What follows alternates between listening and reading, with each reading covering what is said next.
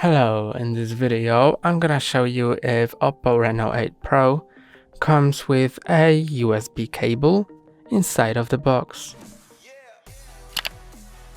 Here's the Oppo Reno8 Pro box, and let's open it to see if it comes with a USB cable.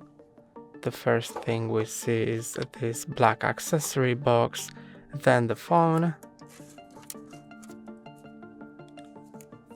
and under this tray there is a charging brick as well as a USB cable, which is USB-A to USB-C, and also in the box of Oppo Reno8 Pro, in this accessory box, you can find a USB adapter, which is USB-A to USB-C.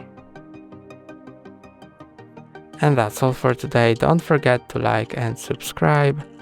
See you next time.